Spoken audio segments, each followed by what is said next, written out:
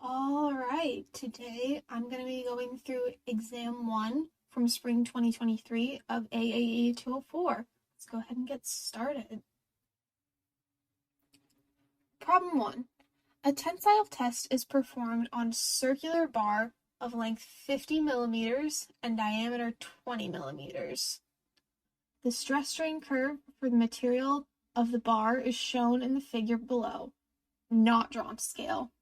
Assume that the slope is constant between 0 megapascals and 450 megapascals, and also between 450 and 500 megapascals.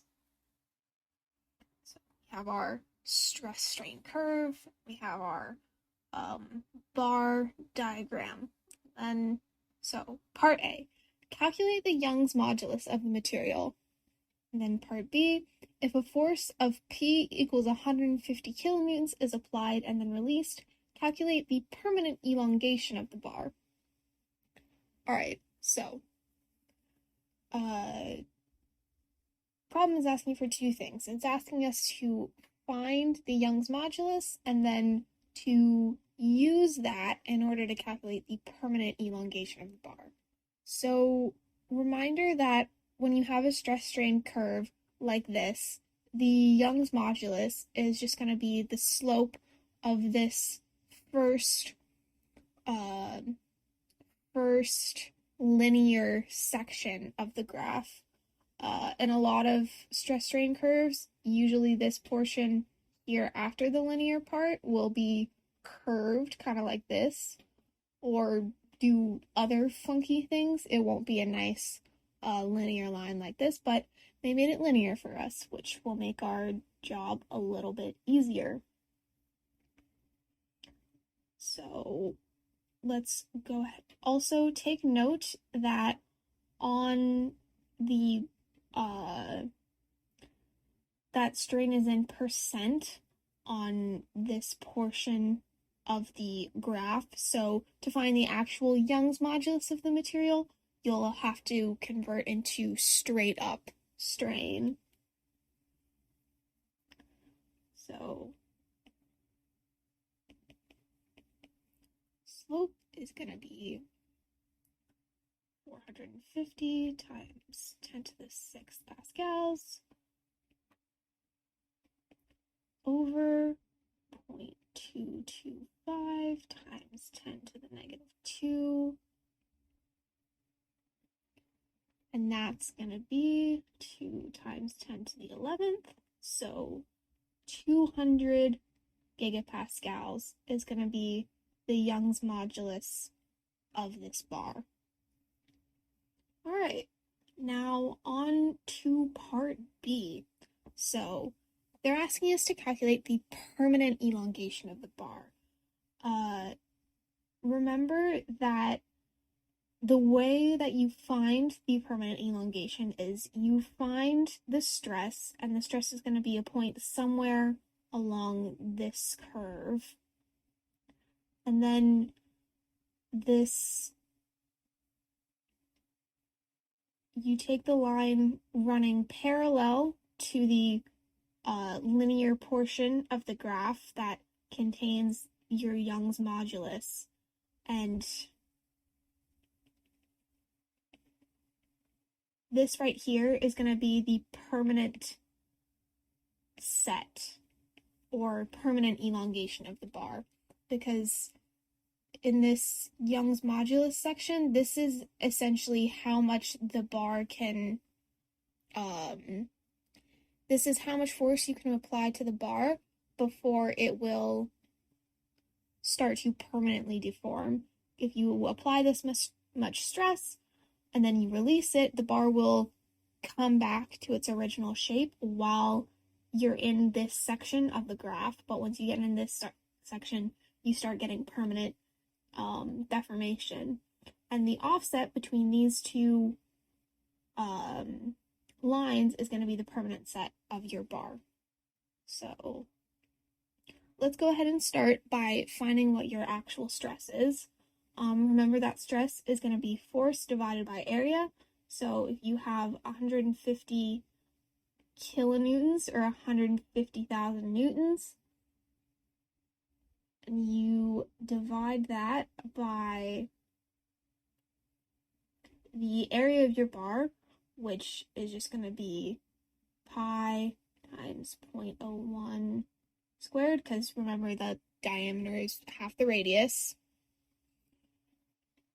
And that gives 477464829.3 pascals. Right, so here's the stress of our bar. We can kind of round this out to 477.465 megapascals, but I will be using the first number, the one with all of the digits, for my calculations, just because I prefer to round everything at the very end. But we can see that this point is going to be somewhere in this portion of the graph, so I'm estimating here right about there. So the first thing we're going to want to do is figure out what this point here is. So essentially what the entire strain in the actual bar is at this point. So, I think the easiest way to do this when you have a graph like this is to just find the equation of the line, and then you can just use that to solve for x. So let's go ahead and start by finding what the slope of this second linear portion of the graph is. We can do that.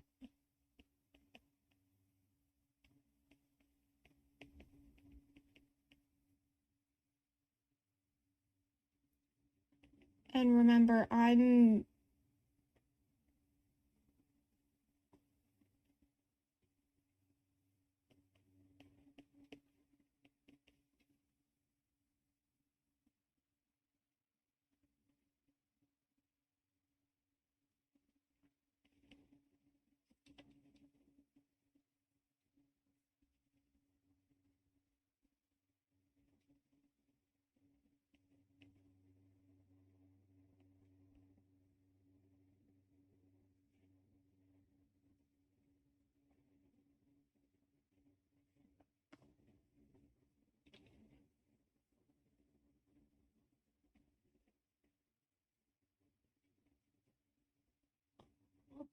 didn't mean to do that.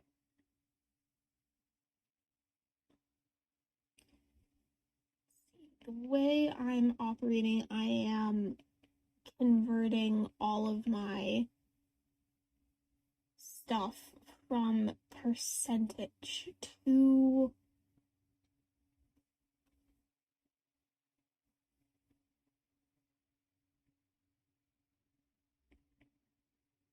just straight up. But you could do that at the very end if you preferred to. But anyway, so now we can set our stress equal to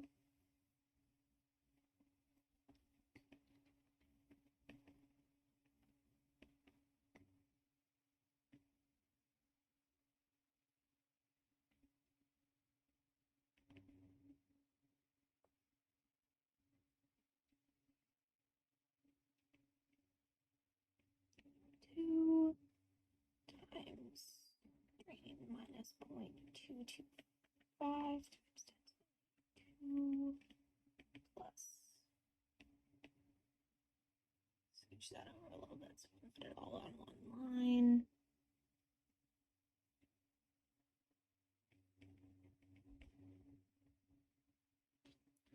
All right. And yeah, just remember that this is going to be our equation of the line. So this is the y, this is the slope, this is how much you're offsetting the x by, because remember, you're not starting at 0, you're going to be starting here.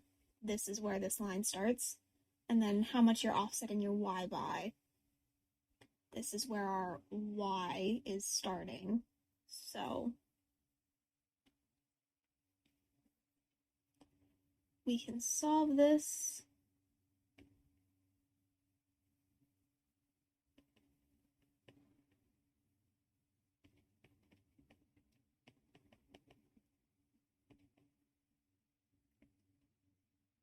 And we get that the total strain in the bar is 0.012993, or if you did it the other way, it would be 1.2993, which, let's do a quick sanity check. This is in between 0.225 and 3% on this graph, so this is an answer that makes sense. All right, and now that we have the total strain, the next step is to figure out what this point here is going to be. And we can do that by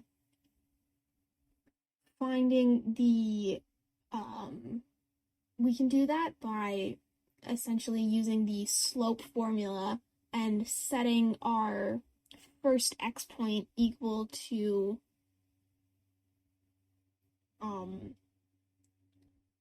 and plugging in x for this because this is what we're solving for, and set the whole thing equal to the slope of this line here. That way we get the parallel, because remember that parallel lines have the same slope. So if you set the slope formula equal to the slope of this line, you can solve for what this point is down here, since we know the other 3 points.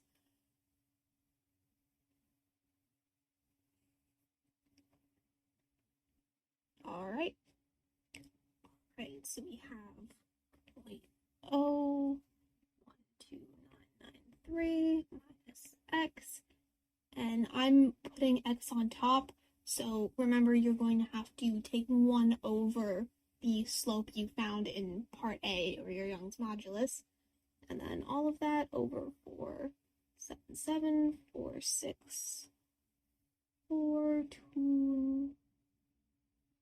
Sorry, that would be 4829.3, and then the first point is just y equals 0, since this is the bottom of the graph. All of that over 200 times 10 to the 9th. So you get 0.01293 minus x equals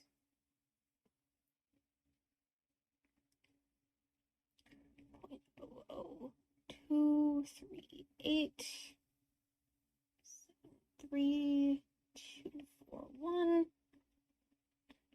and you get that x is equal to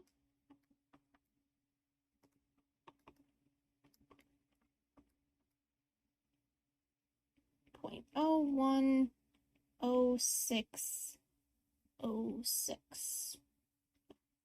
6 decimal places, we use 6 decimal places here. And this is going to be what this point here is. So now we can find what the permanent set of, so that's what the permanent strain in the bar is, and we can multiply that by the length to find what the permanent elongation of the bar is. So elongation equals 0.010606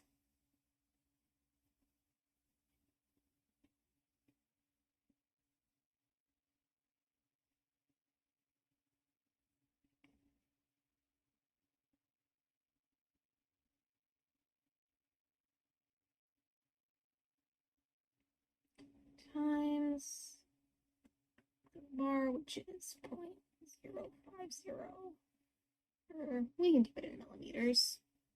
We did everything else in straight units, so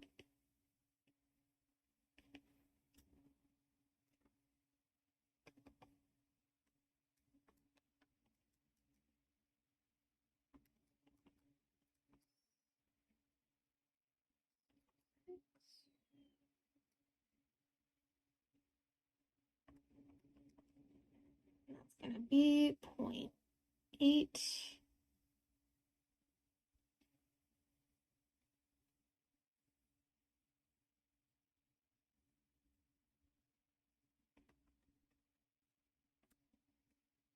Nope, not 0.8.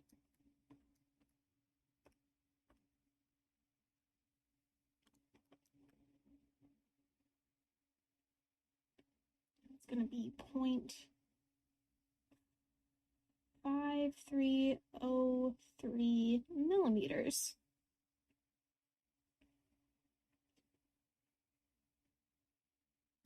All right. So now have the permanent elongation of the bar. And that is problem number 1 solved. Let's go ahead and move on to problem number 2. The simply supported beam AB, shown in the figure below, has an applied triangular distributed load with a value of Q naught at B. Part A.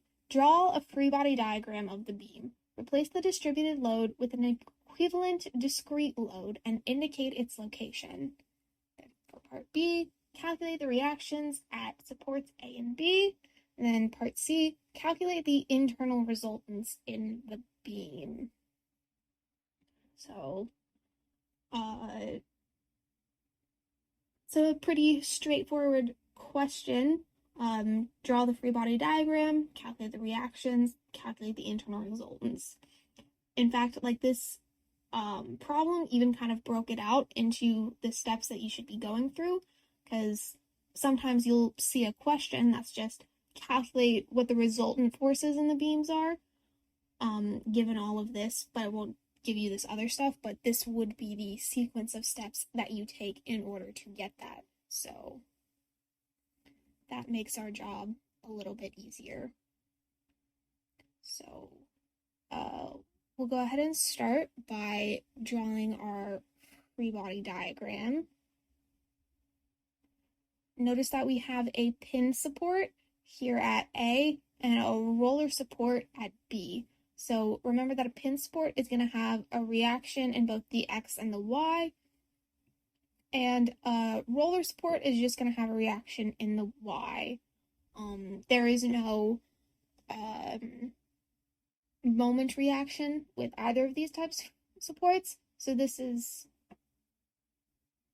just the straight reaction forces. Out of the way a little bit. All right, so we have RAX,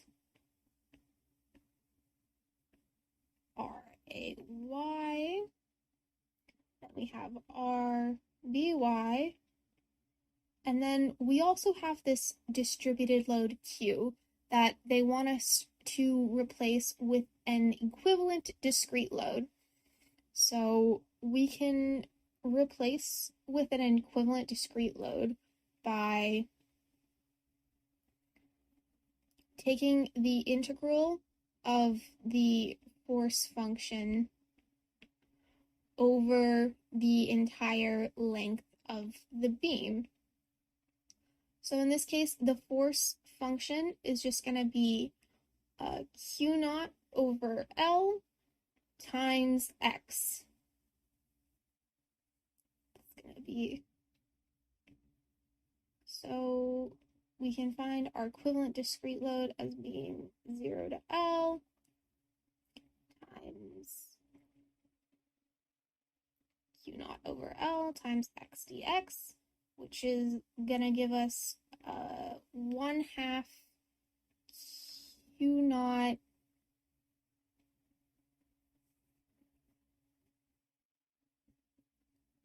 L as a total equivalent load. You might notice that this is the area of this triangle, the length times the height times 1/2. And then for now we also have to find the location. You can find the location of this as being 0 to X, Q of X times X dx over Q. So X bar is going to be 0 to X Q naught over L X squared dx over 1/2 Q naught L, which is going to give us a value of, which if we solve this out, gives us 1/3 Q naught L squared over 1/2 Q naught L, and that's going to be 2/3 L as the location of our resultant force. So we have Q at X equals 2/3L, and I'll go ahead and rewrite this here to make it super clear that that's where that is. That is not how you draw that symbol. There we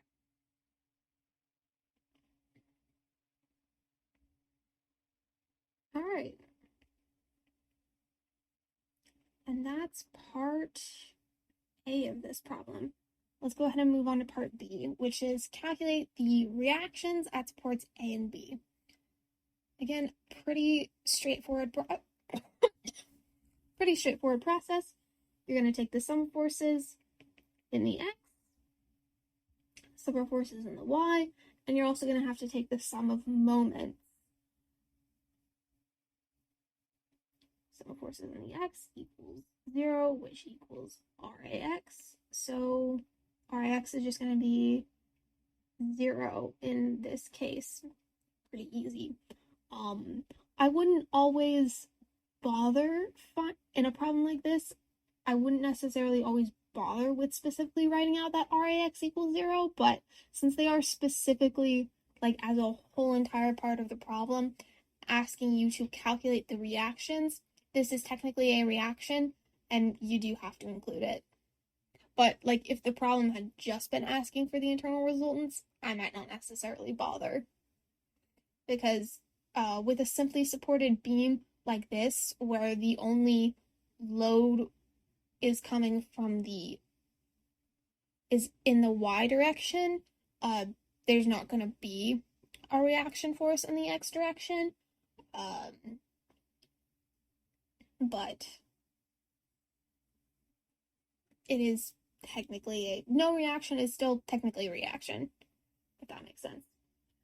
All right, and now for the other reaction forces. So we have the sum of forces in the Y is going to be RAY plus RBY plus Q. No, I should say this is negative because it is down. Course convention, up is positive, right is positive, so I forgot to include the negative sign up there. Apologies. So we have that RAY plus RBY minus 1/2 Q naught L equals 0. RAY plus RBY equals 1/2 Q naught L. Alright, and now we're going to find the sum of moments I'm going to take the sum of moments around part A. That's equal to 0. So this is just going to be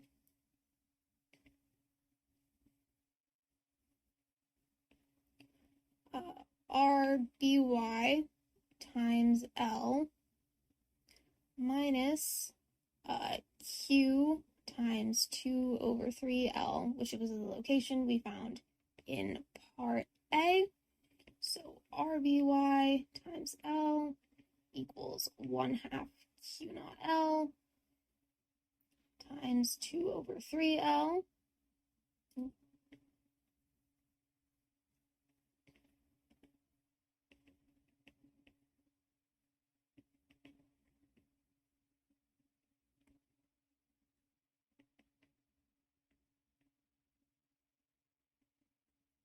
And we have that RBY equals 1/3 Q naught L. And then we can plug that back in to our equation from to our sum of forces equation in order to find what reaction at A is. So RAY plus 1/3 Q naught L equals 1/2 Q naught L. And we can solve that as RAY is 1/6 Q naught L. All right, so RAX equals 0.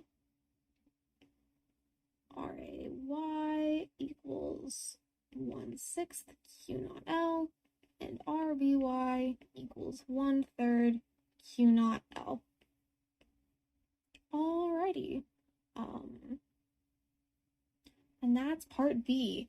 And now on to part C. We're going to calculate the internal resultant forces in all of the beam. So you're going to use your reaction forces that you found up here in part B in order to solve for those. So we're going to start by, remember that you start for finding the resultants in a beam by essentially taking a cut, and this is going to be essentially like an infinitesimally small section of your beam. And you can't use like your equivalent discrete load. You do have to use the distributed version of the load when you're doing this portion because it's changing as you move along the beam. So I'm taking my reaction I'm taking my cut from the left-hand side. You could do it from the right-hand side if you really wanted to. So we have RAX and we have RAY, and then we have our resultant forces. So we have the normal, we have the shear, and we have the moment. Course convention dictates that positive shear is pointing down, positive normal is going to the right, and positive moment is counterclockwise. So here's our kind of diagram of our internal resultant forces. I'll move this down a little bit. Now,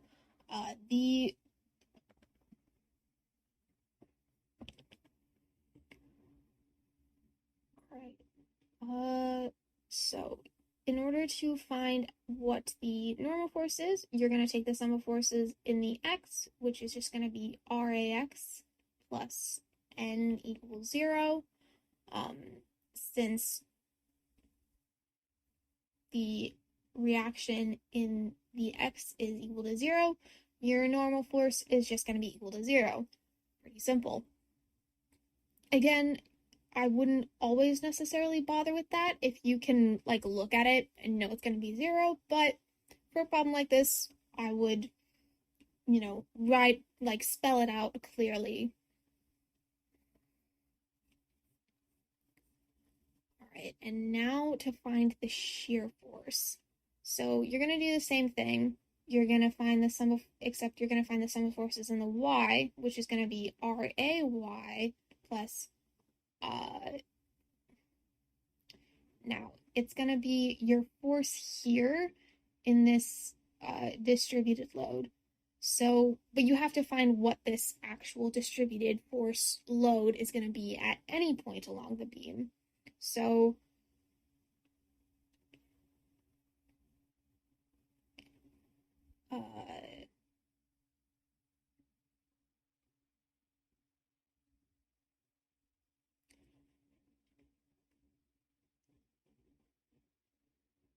if you find what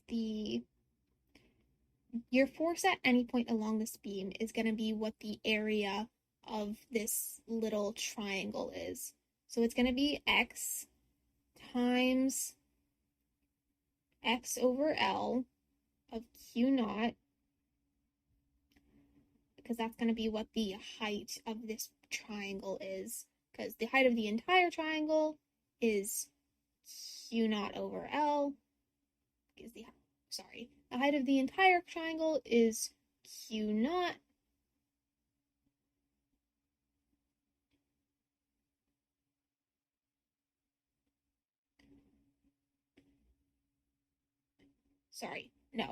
The slope of this line is Q naught over L.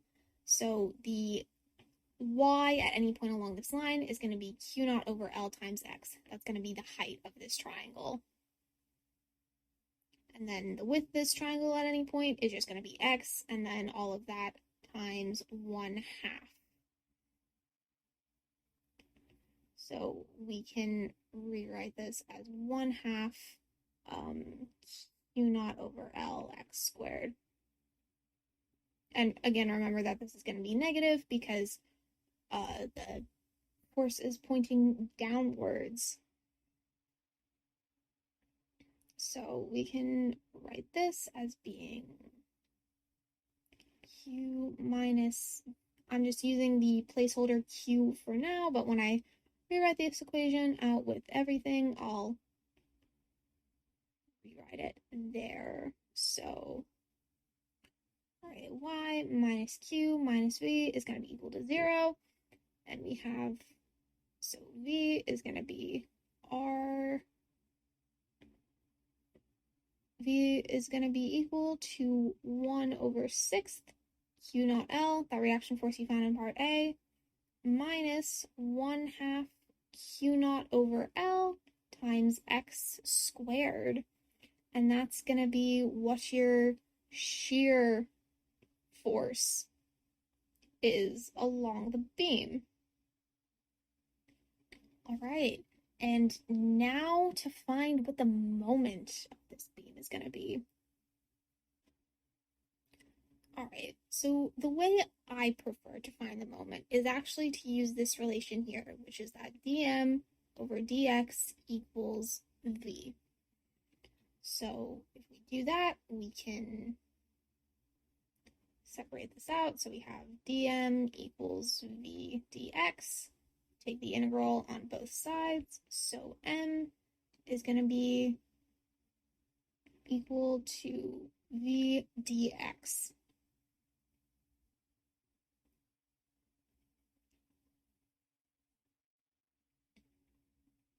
All right, so we can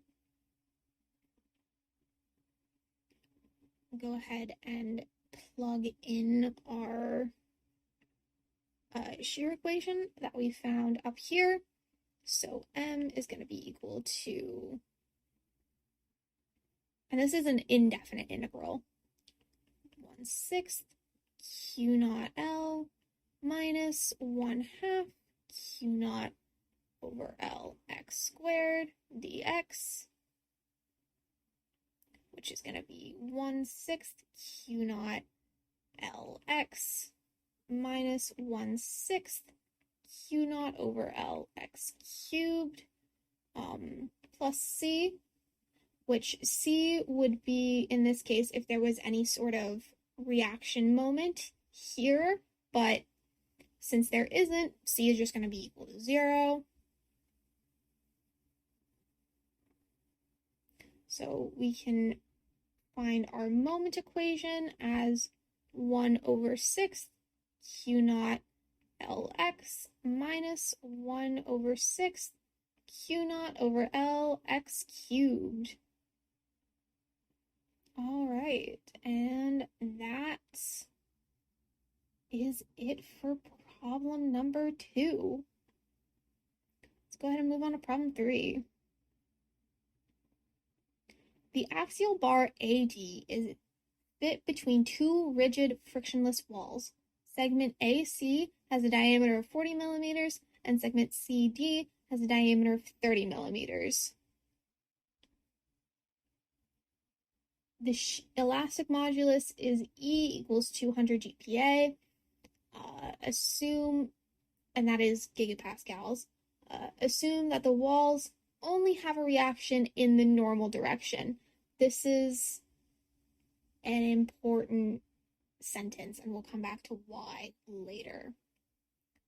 So, part A, draw a free body diagram of the entire bar. And then part B, formulate the equilibrium equations and the geometric constants. And part C is find the reactions at walls A and D. All right, so we'll go ahead and, again, this is a pretty straightforward question. Draw your free body diagram. Always a good first step in any problem, but especially when it's worth points. But no, you should always start a problem by drawing a free body diagram. And then part B, formulate the equilibrium equations and geometric constants. And then part C, find the reactions. So use your answers in part A and part B to find part C. So we'll go ahead and start by drawing our free body diagram.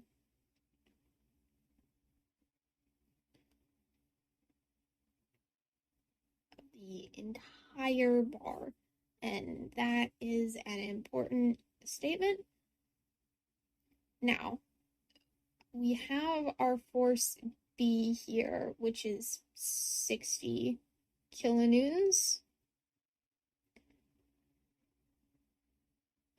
Now, up in the problem statement, it told us to assume that the walls only have a reaction in the normal direction, so in the x direction. So RDX and RAX. This is an important statement because we have the bar as being fixed on both of these ends. And when you have a bar that's fixed like this, usually there's a reaction in the x, there's a reaction in the y, and there's also a moment reaction. But the fact that they specified that there's only reaction in the normal direction means we don't have to worry about these other two. We only have to worry about the x direction, which will make our jobs a bit easier. So, yeah, we have our free body diagram. That's it for part A. And you know what? I'll go ahead and make this a little bit bigger so it's really clear. And now for part B is to formulate the equilibrium equations and geometric constants. So equilibrium equation, pretty easy. The sum of forces in the x is going to be RAX plus RDX plus force at B equals 0. So RAX plus RBX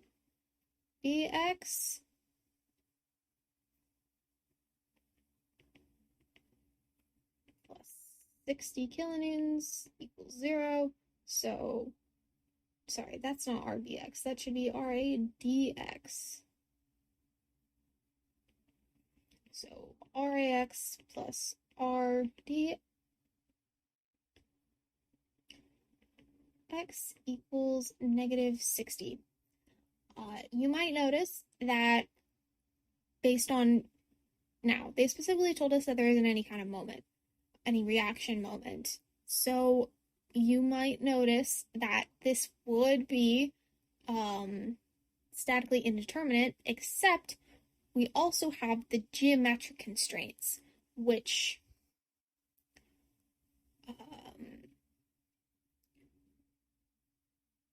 now, when it says geometric constraints, in this particular instance, since we're looking at normal forces, they're asking us to think about the elongation of the bar. We have that the elongation of a bar is equal to the normal times the length over the Young's modulus times the area.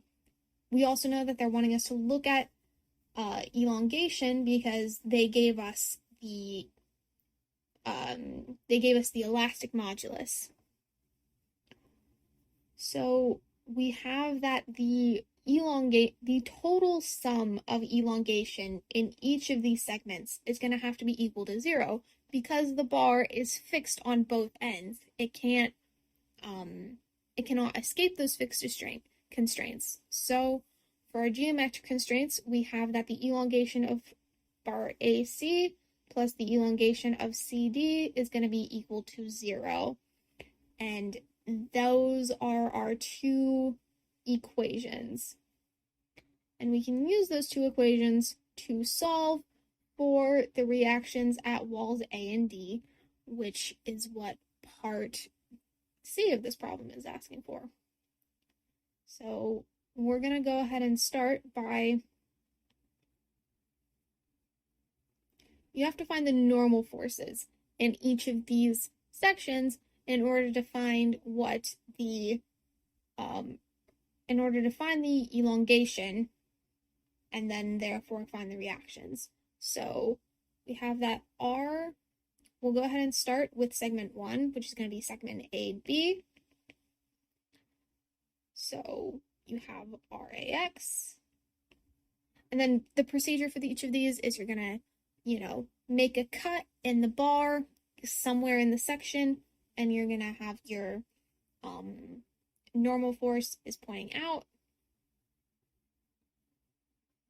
And then whatever forces you have on the rest of it are going to be there. So the normal force in the X is going to be equal to, so the sum of forces in the X is going to be equal to 0. So you're going to have RAX plus NAB equal to 0, the normal force in A and B. So NAB is going to be equal to negative RAX. Pretty easy. Now you're going to do it in the next section. So you're actually going to be making the cut here after your force in the part B.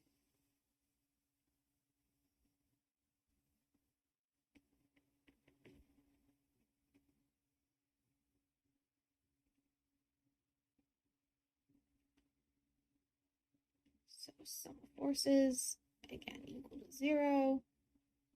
So RAX plus 60 kilonewtons plus NBC is going to be equal to 0. And I'm calling this normal force BC, but you're taking your section cut in the middle of section B and C. So you're taking your section cut like thereabouts, or just somewhere in there, but you do still have to include your reaction force at part A, because that is part of what's happening in this left-hand side. So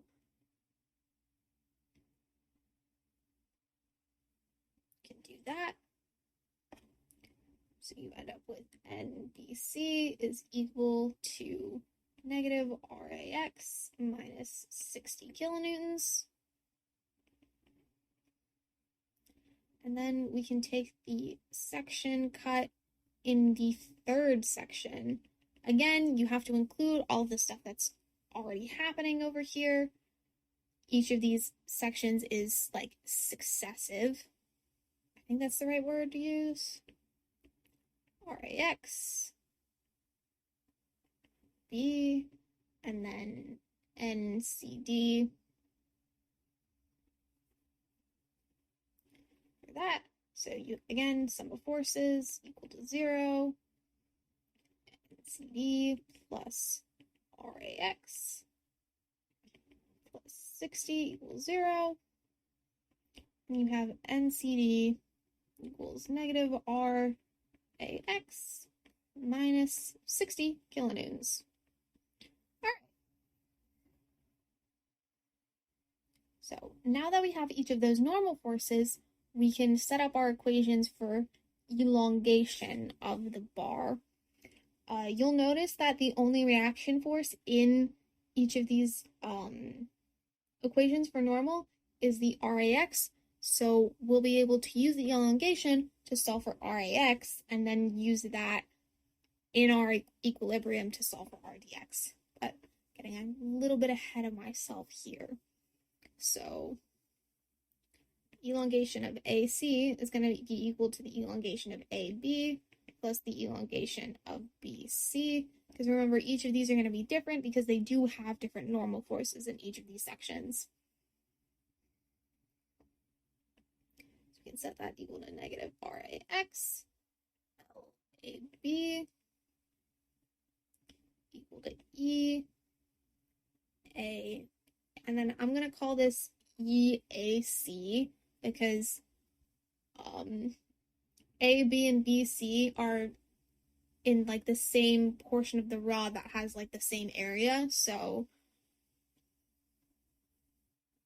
that way we can keep things a little bit, you have a few less variables to keep track of. And then you have negative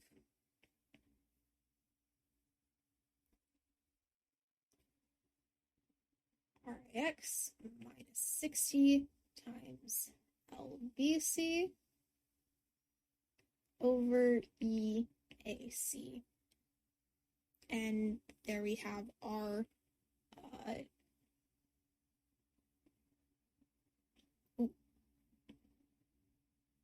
that should be E times AAC. Again, that is the area in section AC. And then we can also find the elongation in CD as being negative RAX minus 60 times LCD over E. And the entire bar, both segments have the same Young's modulus, so that's why I'm just using a straight up E. And then A, C, D, because remember, you're going to have a different area in this section of the bar since they have different diameters.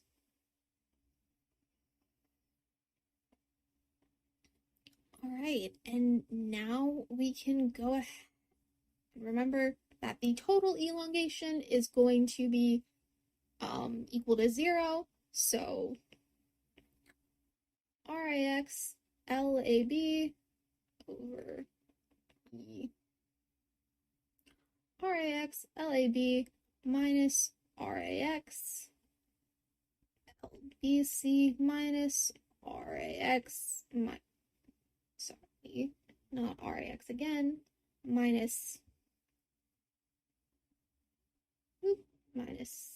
60 LBC over E A C plus negative RAX LCD minus 60 LCD over E ACD. All of that is going to be equal to 0. So we can go ahead and start plugging values in. Negative 0.180. And I'm, converting everything into meters just so I know all my units are going to work out.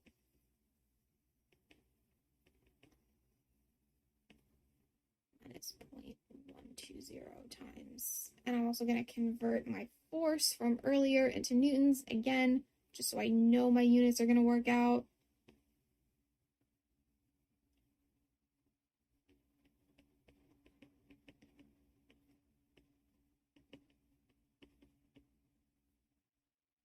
Ooh, that should be 0.2, because remember our diameter was 40, so our radius is going to be equal to 20.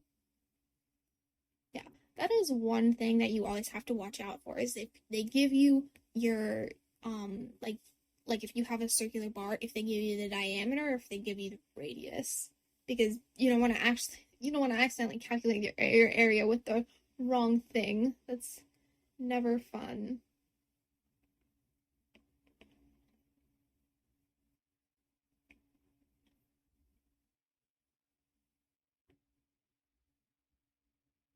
I suppose that is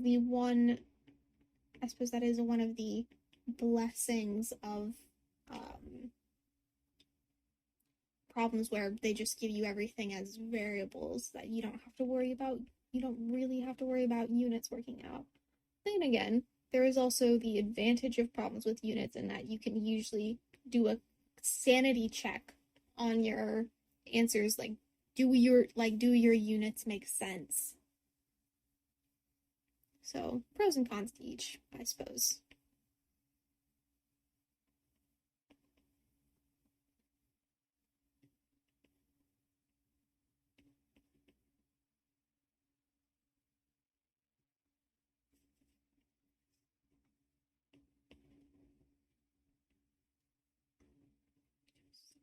Four, 1, 2.3.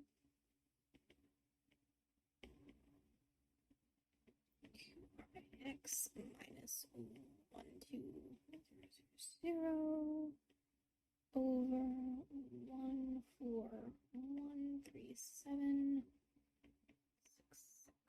9.4, and all that equals 0.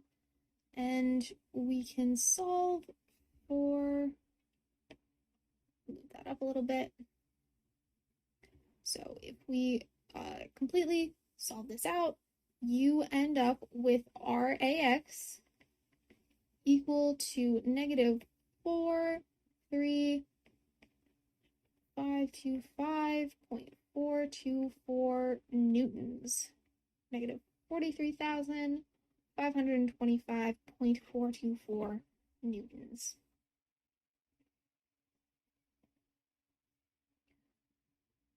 Or about 44 kilonewtons, which does make sense,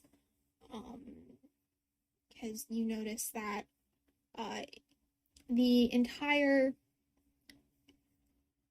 because the sum of RAX plus RDX has to equal to positive 60 equal to 60 kilonewtons, or rather negative 60 kilonewtons, because that is how much they have to add up to. So the fact that this is A, smaller than it, but also B, it is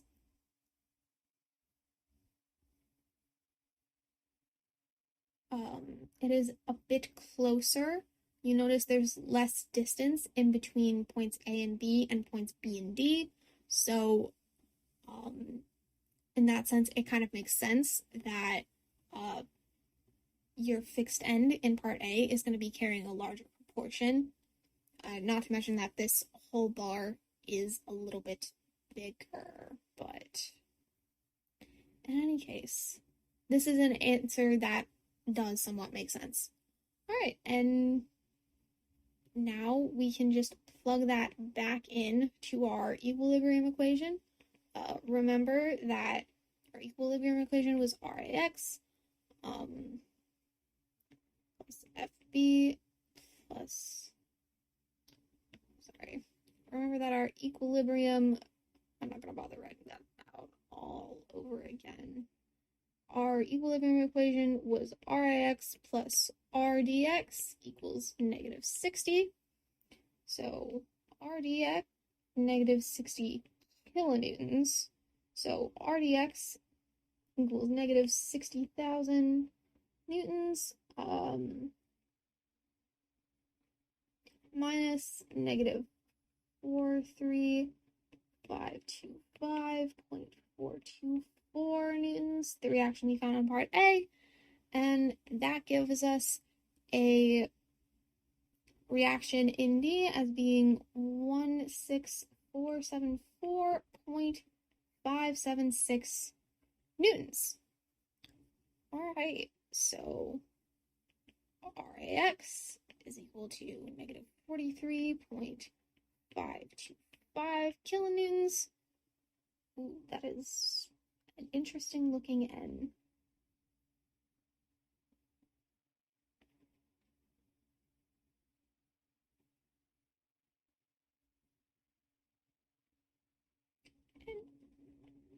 Our dx is equal to negative 16.475 kilonewtons.